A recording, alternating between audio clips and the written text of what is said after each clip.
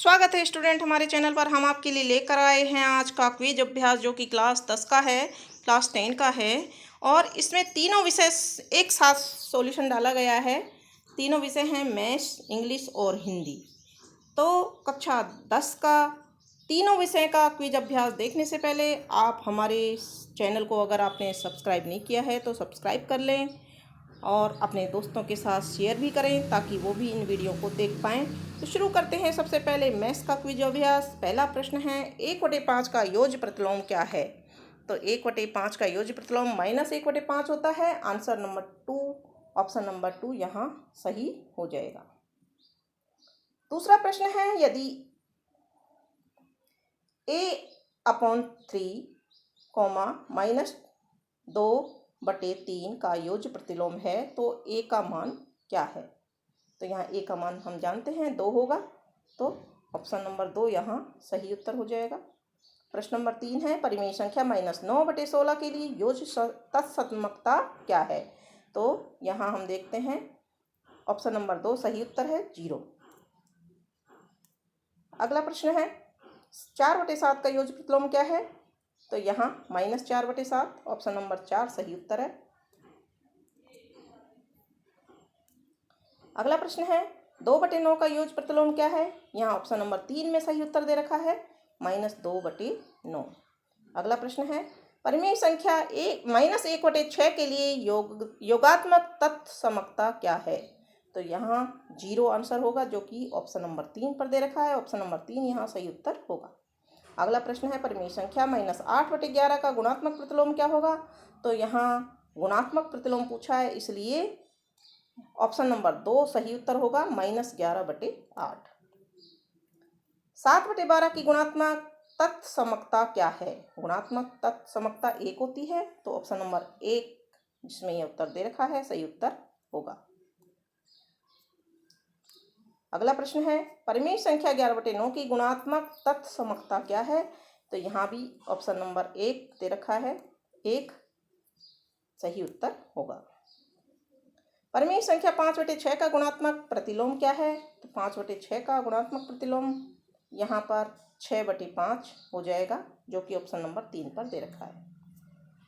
सही या गलत बताएं। परिमेय संख्या -5/4 की गुणात्मक तत्समकता -4/5 है, तो यहाँ यह है गलत है, आंसर इसका गलत हो जाएगा। अगला प्रश्न है, परिमेय संख्या -9/15 का गुणात्मक प्रतिलोम क्या है? तो यहाँ पर ऑप्शन नंबर 4 में सही उत्तर है, -15/9।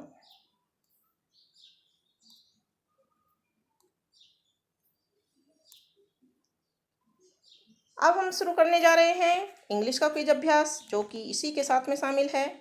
इसके बाद हम हिंदी का करेंगे। और यदि आपने अभी तक हमारा चैनल सब्सक्राइब नहीं किया है तो सब्सक्राइब जरूर कर लें।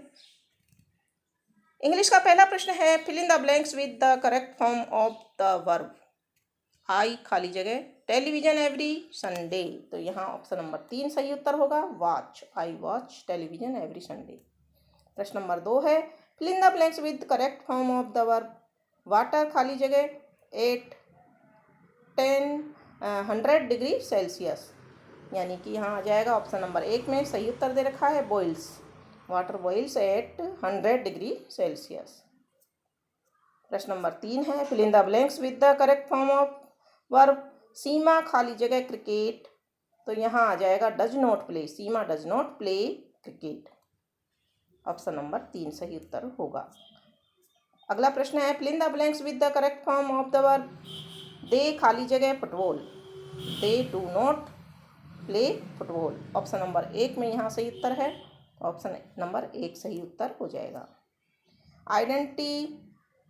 Identify the tense of the given sentence. We closed the shop at 8 PM, तो यहाँ पर यह सिंपल पास्ट है, तो ऑप्शन नंबर 2 सही उत्तर हो जाएगा। अगला प्रश्न है, identify the tense of the given sentence. My friend sang a song in the birthday party, तो यहाँ सिंपल पास्ट है, तो ऑप्शन नंबर 1 यहाँ सही उत्तर हो जाएगा, simple past. Which form of verb is use in simple past tense, तो यहाँ सेकंड फॉर्म आ जाएगी और ऑप्शन नंबर 2 सही उत्तर हो जाएगा, ऑप्शन नंबर 2। अगला प्रश्न है which form of verb is used in simple present tense, तो यहाँ फर्स्ट फॉर्म ऑफ वर्ब हो जाएगी, तो यहाँ ऑप्शन नंबर 1 सही उत्तर होगा।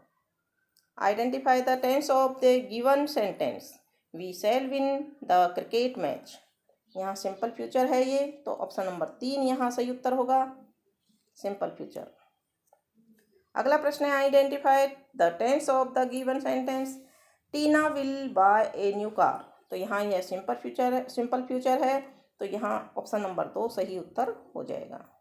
अगला प्रश्न है fill in the blanks with the correct form of the verb, she खाली जगह ज्वाइन द ऑफिस टुमारो, तो यहाँ विल आ जाएगा, ऑप्शन नंबर 3 सही उत्तर होगा, she will join the office tomorrow. अब है हिंदी का क्विज अभ्यास। तो प्रश्न नंबर 1 है कल हमारे विद्यालय का उस खाली जगह उत्सव है, उचित विशेषण शब्द चुनकर वाक्य पूरा कीजिए, तो यहाँ आ जाएगा कल हमारे विद्यालय का वार्षिक उत्सव, वार्षिक यानी कि ऑप्शन नंबर 2 सही उत्तर होगा। बसंत में पेड़ों पर लाल हरे पत्ते फूटे, वाक्य में आए लाल हरे शब्दों में विशेषण का भेद क्या होगा, यहाँ गुणवाचक विशेषण है, ऑप्शन नंबर 2 सही उत्तर होगा। प्रश्न नंबर 3 है जिन विशेषण शब्दों का संज्ञा या सर्वनाम की संख्या का पता चलता है उन्हें क्या कहते हैं, संख्यावाचक विशेषण कहते हैं, ऑप्शन नंबर 3 सही उत्तर होगा। अगला प्रश्न है निम्न में से कौन सा विशेषण संख्यावाचक विशेषण का प्रकार नहीं है, तो यहाँ ऑप्शन नंबर 3 सार्वनामिक सही उत्तर होगा। जिन शब्दों से किसी व्यक्ति अथवा वस्तु के गुण, दोष, स्थान आदि का बोध होता है उन्हें क्या कहते हैं, गुणवाचक विशेषण कहते हैं, ऑप्शन नंबर 2 यहाँ पर सही उत्तर है। कुछ लोग आ रहे हैं, इस वाक्य में कुछ शब्द कौन सा विशेषण है, यह अनिश्चित संख्यावाचक विशेषण है, तो ऑप्शन नंबर 2 यहाँ पर सही उत्तर हो जाएगा। अगला प्रश्न है सूर्य पूर्व दिशा में निकलता है, इस वाक्य में पूर्व शब्द गुणात्मक विशेषण का कौन सा बोधक है, यह दिशा बोधक है, तो ऑप्शन नंबर 2 यहाँ पर सही उत्तर हो जाएगा, दिशा बोधक।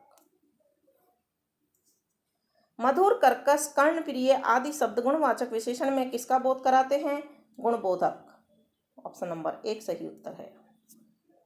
निम्नलिखित वाक्यों में कौन सा वाक्य संख्यावाचक विशेषण नहीं है, तो यहाँ ऑप्शन नंबर 3 सही उत्तर है, जामुन का स्वाद खट्टा होता है।